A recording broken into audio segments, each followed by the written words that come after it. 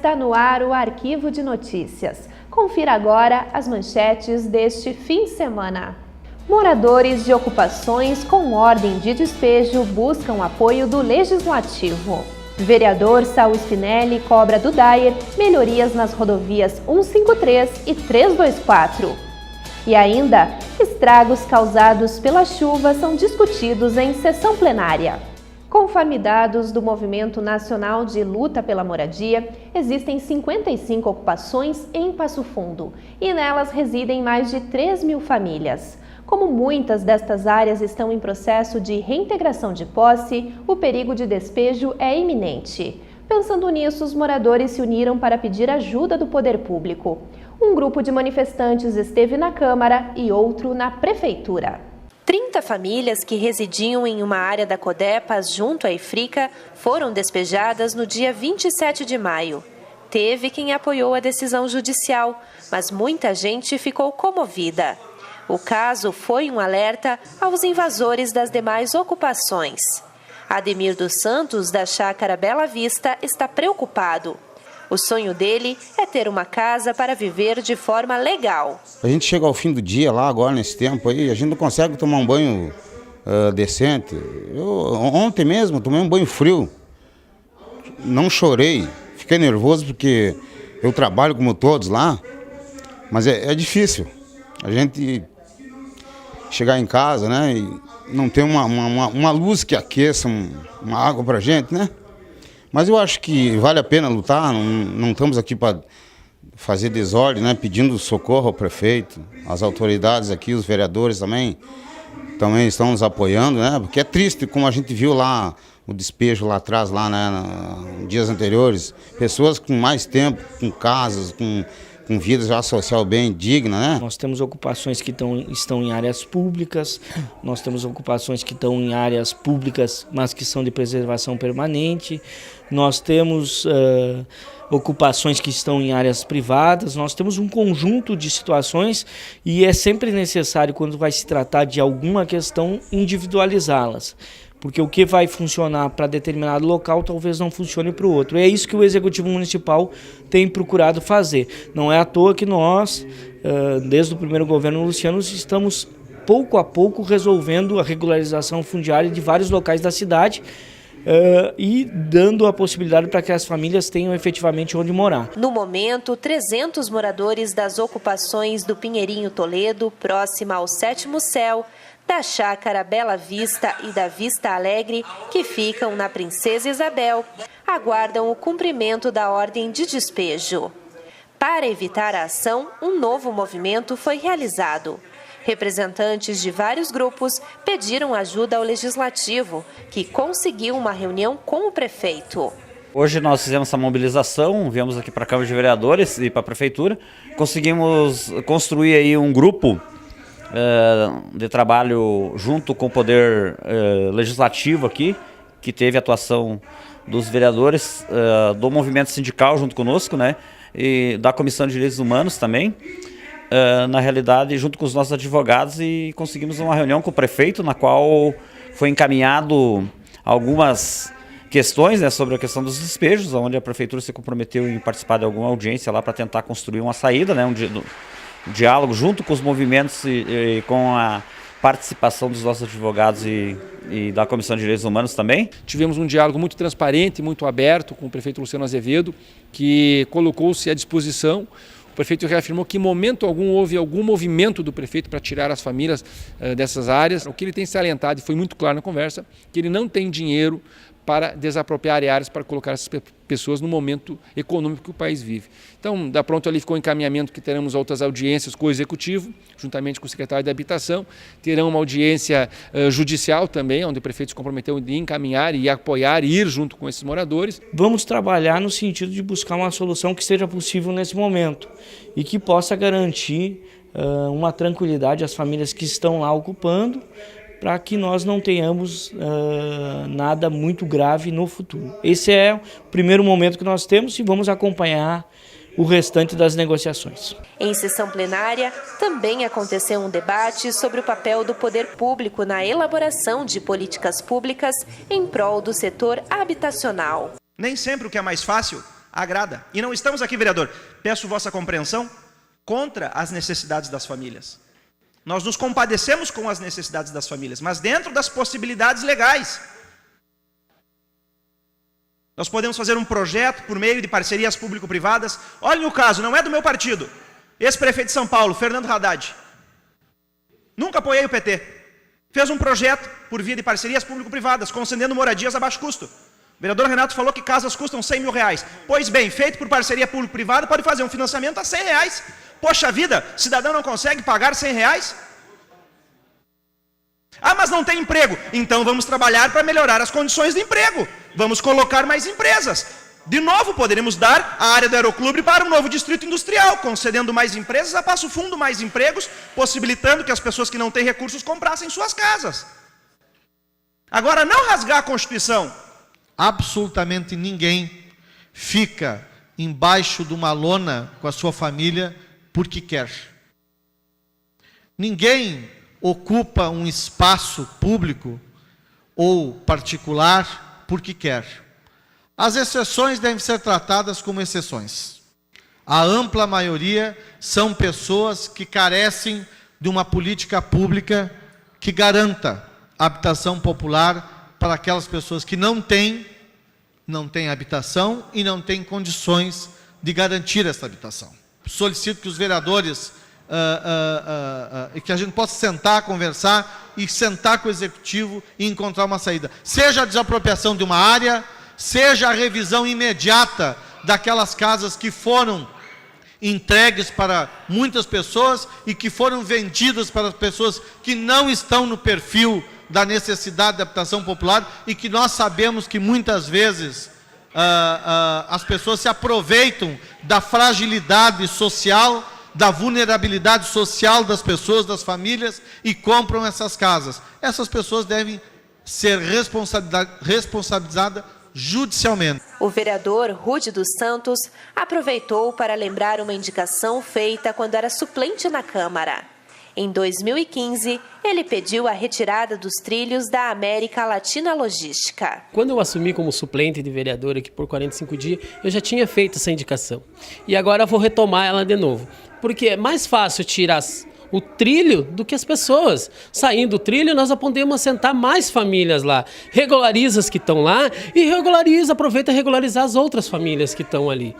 Olha, eu botei ali São Luís, Viturizer, Petrópolis, Valinhos, vários bairros. O trilho está passando quase no meio das casas. Então era mais fácil tirar esse trilho dali, assentar mais família, do que deixar essas famílias na rua.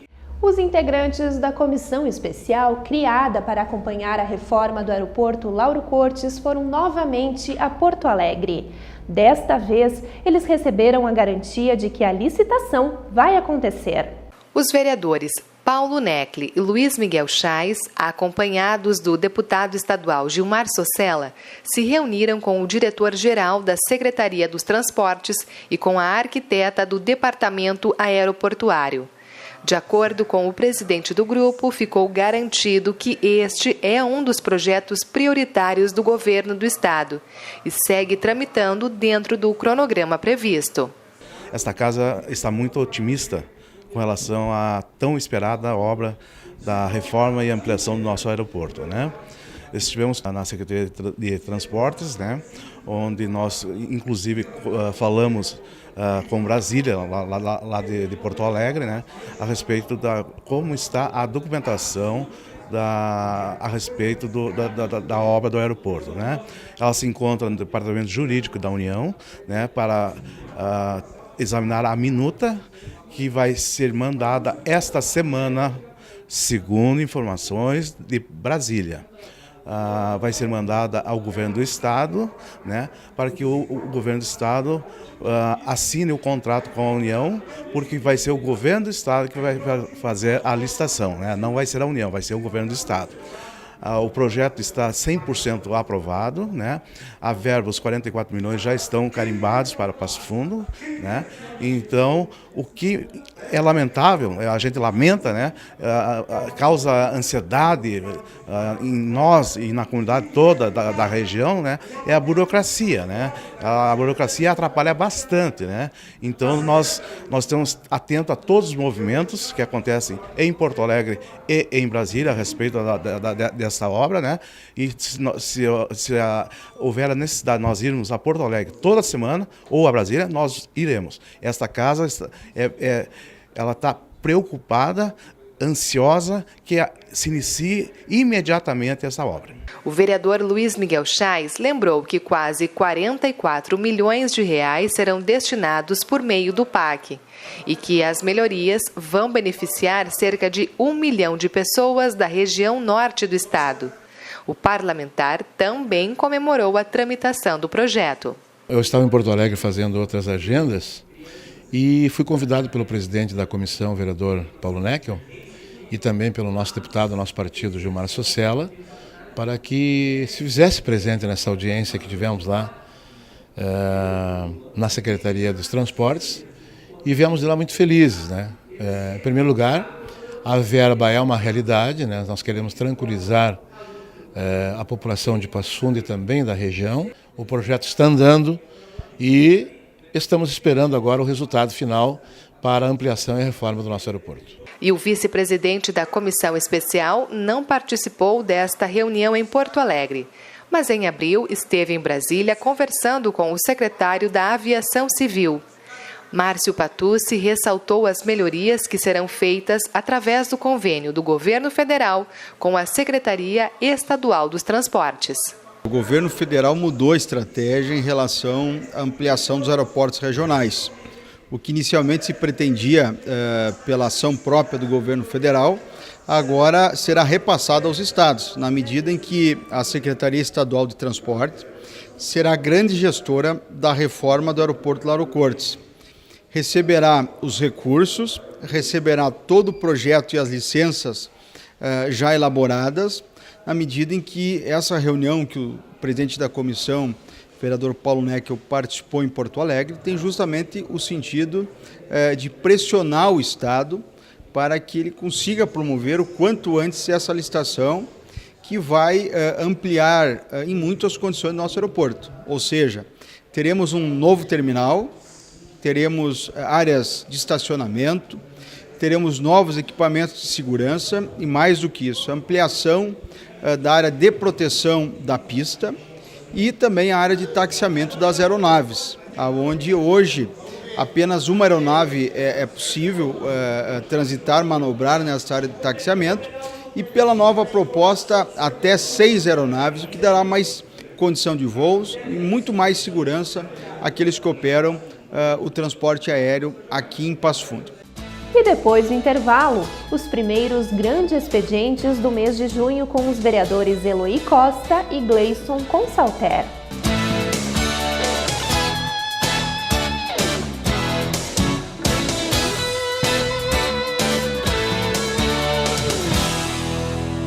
Eu trabalho na Central de Atendimento à Mulher. Mais de 4 milhões de mulheres que sofreram violência já ligaram para cá. Você não está sozinha. Liga pra gente. Parentes, amigos, vizinhos, qualquer um pode ligar. E não é só violência física, xingar, humilhar, proibir sair de casa, assediar a mulher no transporte público. Tudo isso é violência. O primeiro passo para acabar com a violência é ligar para o 180. Liga pra gente.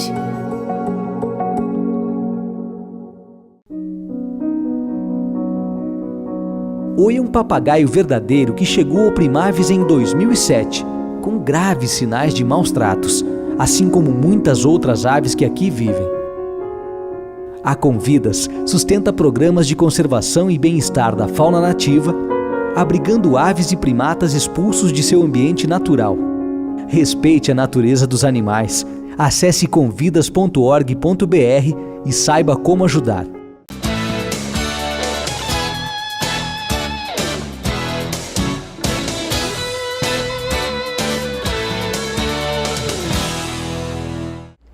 semana em que se celebrou o Dia Mundial do Meio Ambiente, o vereador Eloy Costa foi um dos oradores da sessão plenária. O parlamentar aproveitou o espaço para refletir sobre a necessidade de políticas públicas e educativas para a área. O Dia Mundial do Meio Ambiente é celebrado em 5 de junho. Em razão disso, durante todo o mês, várias ações são realizadas no sentido de chamar a atenção da comunidade. No espaço de honra da sessão, o vereador Eloy Costa disse que cada um deve fazer a sua parte para a preservação dos recursos naturais. Fiz aquela comparação do passarinho que estava tentando apagar a fogueira de uma selva. E isso aí é para com que as pessoas levem, as crianças também escutem isso aí e tenham a conscientização, porque cada um faz a sua parte. Muitas vezes as pessoas têm a consciência de dizer assim, eu faço porque também o meu vizinho faz ou fulano faz. Não, nós temos que nos preparar, nos educar nossos filhos para nós podermos ter uma educação que salve o planeta, porque nós sabemos a destruição que está sendo feita no nosso planeta através dos gases poluentes, através do lixo, através da fumaça, através de vários tipos de coisas que estão poluindo o nosso planeta. E assim nós achamos uma forma de fazer com que as pessoas se conscientizem. O parlamentar ainda parabenizou a Agenda 21, que há 10 anos trabalha na construção de políticas públicas para a área. Em Passo Fundo, a entidade é bastante atuante. Na verdade, desde a Eco 92, da Rio 92, o Brasil vem fazendo o seu dever de casa em cumprir realmente aquelas metas, aqueles acordos que estão estabelecidos, né? Então, e uma delas era que os municípios também tivessem a sua Agenda 21, e Passo Fundo vem fazendo isso, no sentido de contribuir, articular os diversos segmentos da sociedade para que eles possam debater os temas importantes da sociedade do ponto de vista econômico, do ponto de vista social, mas do ponto de vista ambiental. Não há antagonismo, né, entre estas áreas e esses setores, muito pelo contrário, nós podemos e temos demonstrado em Passo Fundo essa atuação de forma integrada, de forma articulada. Daí os resultados do que nós temos visto em termos de políticas públicas e de mudança de comportamento e atitude, desde a preservação de áreas verdes, como nós temos visto, as RPPNs na cidade que existe, os planos de manejo, agora o plano diretor, um importante instrumento de revisão de planejamento da cidade que está sendo revisado, em que certamente vamos estar contribuindo com o tema da preservação ambiental. Antes de ser vereador, Eloy esteve na direção da Codepas, empresa pública que é responsável pela coleta de resíduos em Passo Fundo. Por isso, o assunto também fez parte do discurso. O PMDBista lamentou que das 130 toneladas de lixo produzidas por dia, apenas 2% são recicladas. A gente tem conhecimento que existem usinas que ela pega todo o lixo e transforma em energia, né? Com isso, ela não polui o meio ambiente. Também temos uma outra metodologia que já é usada também em vários países e até tem cidades aqui no nosso país que já usa. O lixo ele é totalmente reciclável. Mais de 50% do lixo é reciclável para fazer produtos como plástico e papéis, e a outra parte é feita em adubo e ainda o restante é feita em tijolos e muros, feito concreto. As pequenas atitudes que nós fazemos em casa, em separar os nossos resíduos de forma adequada, porque na outra ponta tem catadores, são pessoas que ganham realmente a sua vida, o seu sustento através desse trabalho. Eu acho que nessas pequenas atitudes nós já podemos dar uma grande contribuição e isso vai diminuir o impacto no meio ambiente, porque o que a gente joga na rua ou que a gente não separa adequadamente vai impactar sim os nossos recursos hídricos, que é tão rico para nós. Passo Fundo é conhecido como berço das águas porque abriga um conjunto, né, de bacias, né, que são as nascentes de importantes bacias, aliás, do Rio Grande do Sul, que nos traz a água de que tanto nós precisamos, não só para o nosso consumo, mas para toda a nossa atividade econômica. E o vereador Gleison Consalter também ocupou o espaço do Grande Expediente. Veja um resumo do pronunciamento na reportagem de Paula Petrini e Éder Soares. O orador do Grande Expediente iniciou o seu pronunciamento fazendo uma reflexão acerca do momento que vive a política. De qualquer forma, o parlamentar afirmou que já colocou o seu nome à disposição para o próximo pleito. Afinal de contas, segundo ele, em 2018 o cenário pode mudar conforme o resultado da eleição. Gleison Consalter disse que o diálogo está apenas no início, mas deverá ser candidato a deputado estadual. Sem dúvida nenhuma, o cenário nacional, falando politicamente, está crítico. A gente acaba escutando e acompanhando os nossos jornais diariamente.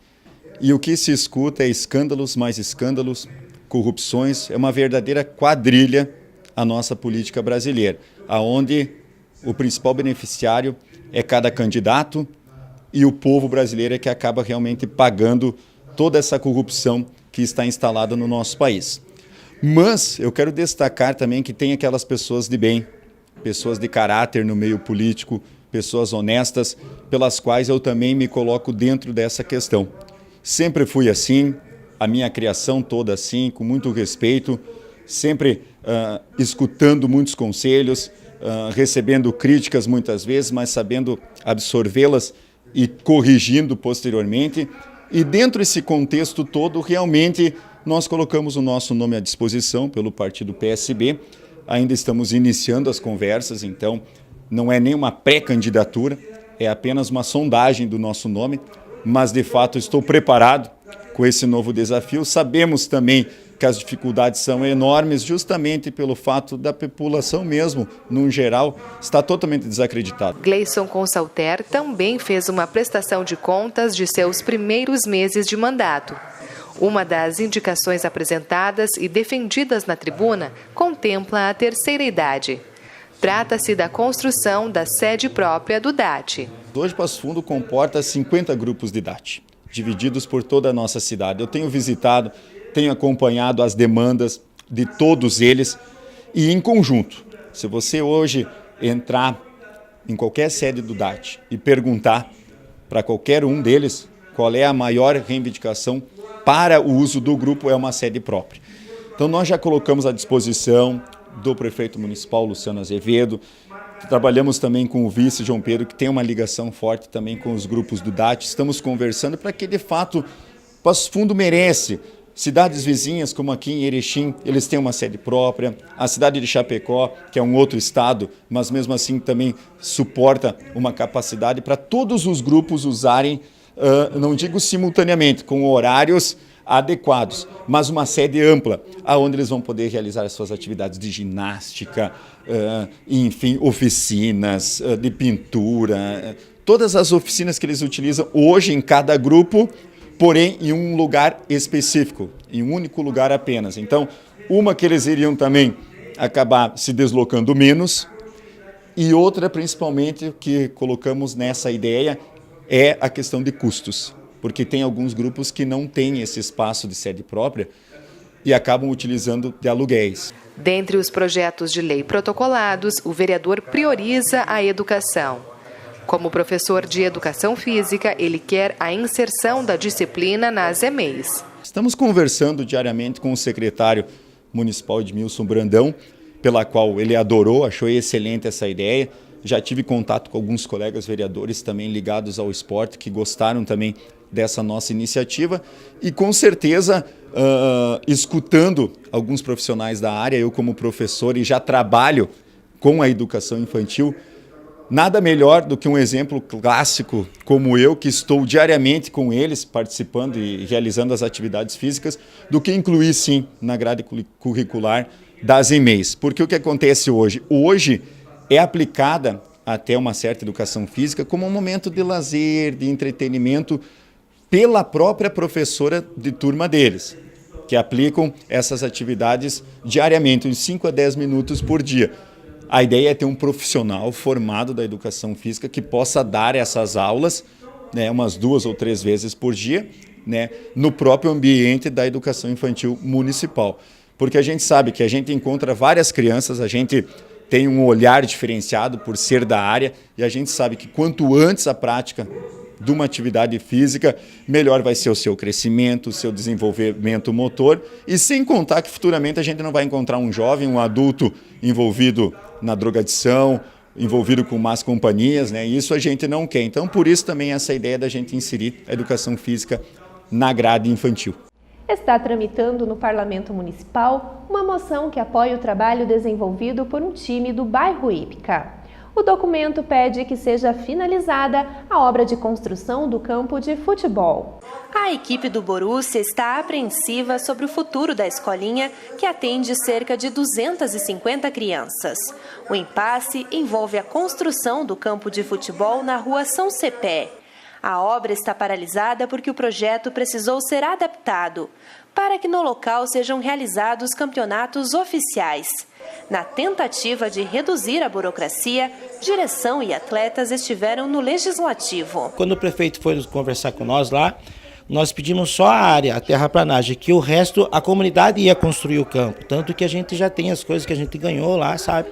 Os palanques, as gramas, os tijolos, que a comunidade que ajuda.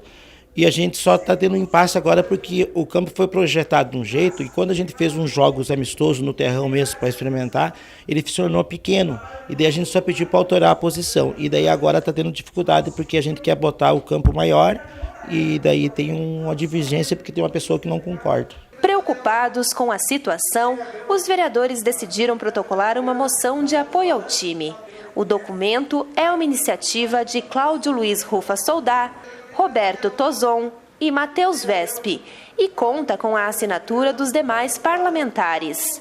Inclusive, no mês de julho, o Borussia vai participar de um campeonato sul-americano em Santa Catarina. Fazer um jogo tão importante no sul-americano aí, nem os outros times da cidade não tem, eles estão aí, já estão se programando, vendendo rifa, correndo de atrás, e não tem o campo para treinar ali. Se está lá aquela área que alguém não quer que faça o campo, que está errado, o campo eles querem fazer o maior, não tem o porquê, o prefeito já deu um pedaço, por que não dá o certo para eles fazer? Eles não podem esperar até julho para dar julho, para esperar uma resposta técnica. Isso não existe, gente. A área está lá, é a área do município. Qual a legitimidade popular para irmos contra a vontade do bairro? Nosso papel enquanto agentes políticos não é atender às demandas da comunidade. A comunidade inteira, pais das crianças, moradores, associação de moradores, a escolinha, todo mundo a favor da alteração do projeto. E o projeto vai ser barrado, parece que, por mais 2 ou 3 meses para se reanalisar em prol da vontade de um morador. Por favor, tenhamos um pouco de sensibilidade com essas crianças que estão indo toda semana até o estádio Citone, algumas não conseguem ir por falta de recursos. E é um trabalho que levará talvez 48 horas das máquinas da prefeitura. E o secretário estava fazendo de bom gosto, de bom grado, pois entendeu a necessidade.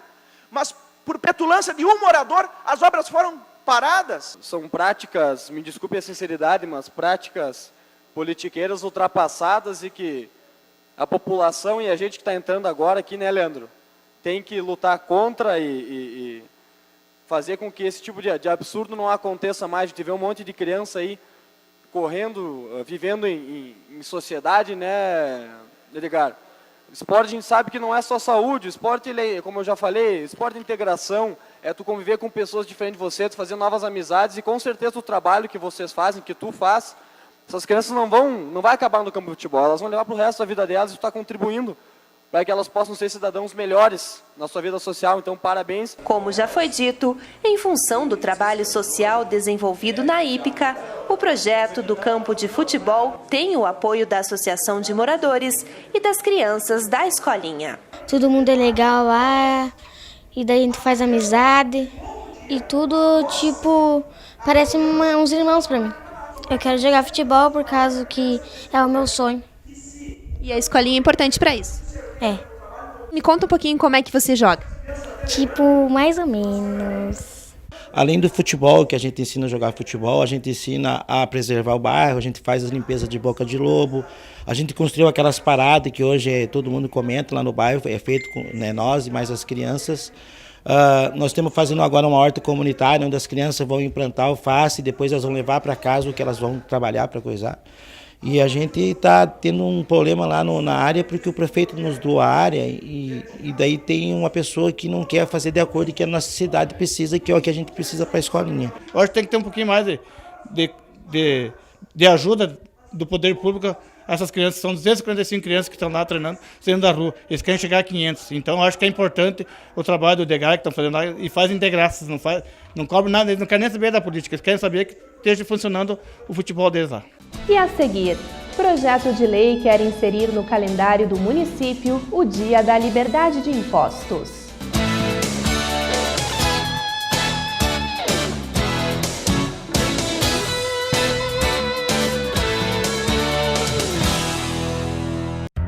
A Câmara de Vereadores está com você.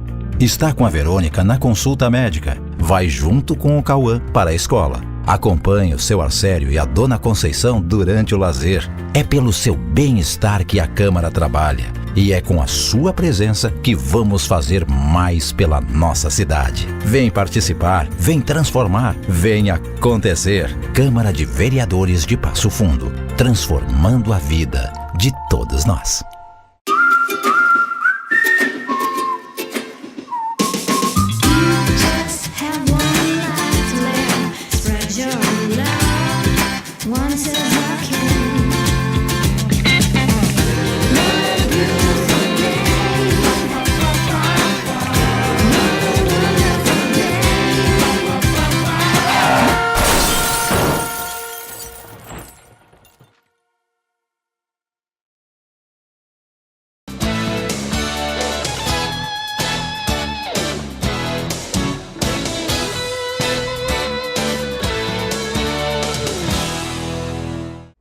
O estrago causado pelo mau tempo permanece. Só no mês de junho já choveram 200 milímetros, ou seja, 49% acima da média esperada para todo o mês, que era de 134.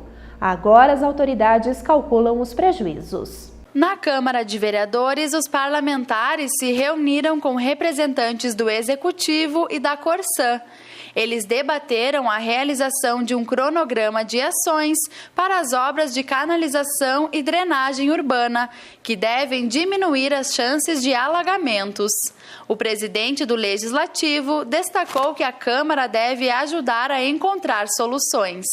Infelizmente, nesse episódio, no final de semana principalmente, onde nós tivemos chuvas torrenciais muito fortes e atingiram vários bairros da nossa cidade, pontos que a gente já sabe que sofrem com alagamento, os vereadores foram muito acionados e cobrados pela população. Cadê os vereadores que aqui não estão?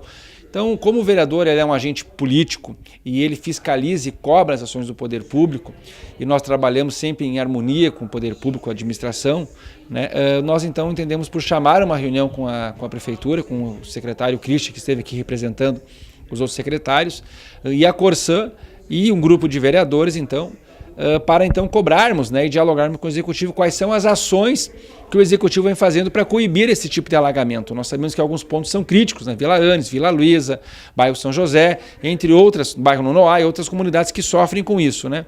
Que já é de praxe, quando tem uma chuva um pouquinho mais forte, tem os alagamentos e a comunidade sofre. Então o Executivo veio até a Câmara de Vereadores, trazendo então, onde nós cobramos e perguntamos quais são as ações que o Executivo vem fazendo para essas famílias atingidas. Eles relataram que estão dando dentro da estrutura da Prefeitura, né?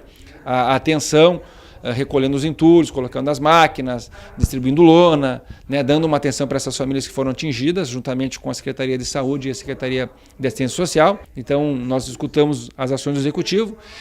Questionei também ao Executivo se ele sabe quais são os pontos, né, de alagamento, se ele já tem, ele relatou que sim, já sabe quais são os pontos críticos da cidade. E também nós sugerimos ao Executivo que faça permanentemente limpezas dos córregos, rios, lagos e sangas que tem dentro da cidade, onde tem edificações. Patrick também comentou que a comunidade deve fazer a sua parte. Porque o pessoal, infelizmente, a comunidade acabou jogando lixo, acaba entupindo a boca de lobo ou os riachos e a água acaba não dando vazão, subindo. Então nós pedimos então que o Executivo faça regularmente as limpezas desses córregos para que não tenha infiltração, alagamento nas casas. E também estamos sugerindo ao Executivo que faça, então, um comitê de risco, né? Nós temos a Defesa Civil e que crie também o comitê de risco, que quando der esse problema a gente possa todos nós sermos acionados como voluntários, né? Passo Fundo deu para notar que com essa chuva do final de semana, por mais que nós tenhamos uma estrutura de parque de máquinas muito boa, nós não estamos preparados para problemas torrenciais como houve aí nesse final de semana com as chuvas fortes. Nós não estamos preparados, infelizmente. Então nós temos que começar a tratar disso com mais responsabilidade. O meio ambiente vem sofrendo com a ação do homem e ele está dando a resposta aí com esses alagamentos. Então nós temos que estar preparados para dar o suporte quando a comunidade de Passo Fundo precisar. Para o vereador Márcio Patucci, que compõe a bancada da oposição, é preciso pressionar as autoridades responsáveis para que em outros momentos de instabilidade climática a população não sofra com os impactos. A gente sabe que toda grande chuva ela ocasiona algumas perturbações, algumas conturbações em relação à estrutura da cidade, né? É bueiro entupido, é canalização rompida, telhados que são danificados, estradas que são inviabilizadas a sua passagem. E o que a gente obviamente espera sempre é que o poder público tenha uma resposta rápida nessas situações.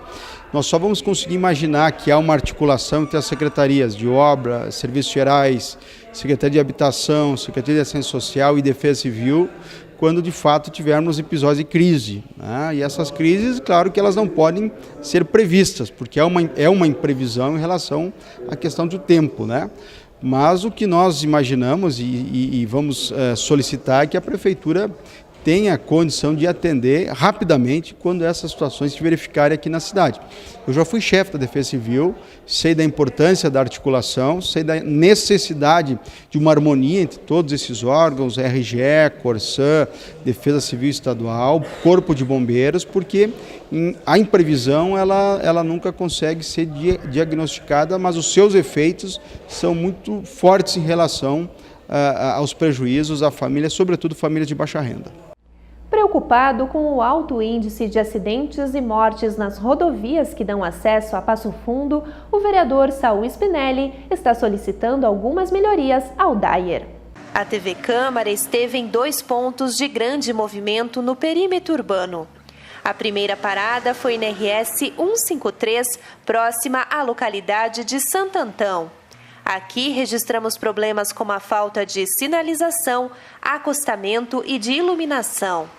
Conforme o vereador Saul Spinelli, as demandas já são de conhecimento do departamento responsável. Nós podemos verificar pelas imagens o horror que é a falta de sinalização, a falta de acostamento. Qualquer acidente, qualquer eventualidade, como por exemplo um pneu furado, não tem segurança mínima. Aqui temos linhas de ônibus urbana, né, que atende essa comunidade. Então nós queremos exigir uma organização do DAIR e do governo do estado para que tenhamos um projeto de curto, médio e longo prazo para esta que é a principal entrada da nossa Passo Fundo. Neste trecho da rodovia 153, o vereador Saul Spinelli vai solicitar do DAIR a instalação de uma lombada eletrônica para trazer mais segurança a motoristas e pedestres. São pessoas que pegam ônibus, que estudam do outro lado da rodovia, que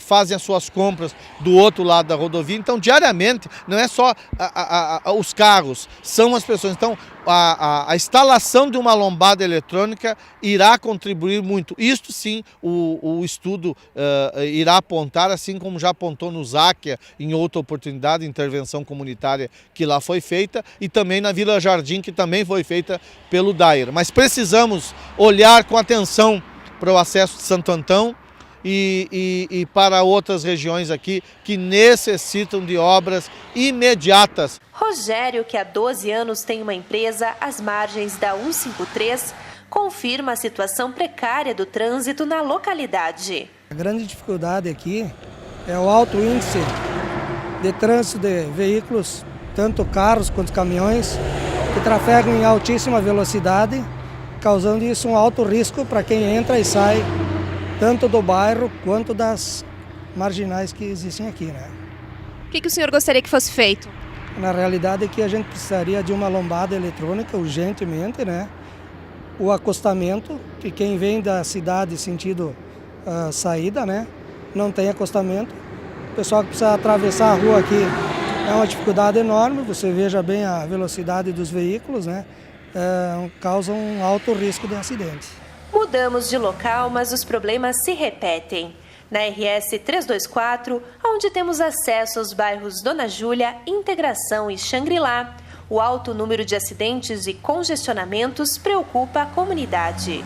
Gerson também explica que os motoristas trafegam nas ruas secundárias em alta velocidade. Perigo que poderia ser evitado com a construção de um trevo. Como a gente pode ver agora, são 10 horas, né? E tem bastante movimento. Isso em horário de pico triplica esse movimento. Daí o pessoal que vem dos bairros, para evitar talvez a rodovia, ou uma que não tem sinalização nenhuma, né? Então ele tem que entrar na rodovia e seja o que Deus quiser, né? Eles acabam desviando o trânsito por essa rua lateral e aí para ultrapassar os caminhões que estão na rodovia acabam empreendendo uma velocidade bem acima, né? E o risco é imenso, né? Sem contar que esses bairros aqui são imensos, né? Tem, acredito eu que em torno de 25 mil pessoas, né? E pensa na quantia de pessoas que tem que atravessar essa rodovia aqui, correndo o risco diário, né? Para ir trabalhar, vai e volta. Então é bem complicado, né? É uma rodovia, é um trecho aqui muito perigoso. E a gente está pleiteando esse trevo, né? Que viria a solucionar isso, né? Diminuir, pelo menos as pessoas iriam ingressar na rodovia com mais segurança. O que nós precisamos aqui? Iluminação, sinalização. Outra questão que é também algumas obras de intervenção para que os carros domésticos não fiquem disputando a rodovia com caminhões que andam em alta velocidade. E quais são essas intervenções? Ruas paralelas. Temos aqui a Avenida Brasil, do lado aqui da GM, do lado acessando a Xangri-Lá, e temos também a continuidade aqui de uma rua paralela na Dona Júlia, que poderia sim servir para que todos os carros que se dirigem para essa comunidade não precisem entrar na rodovia.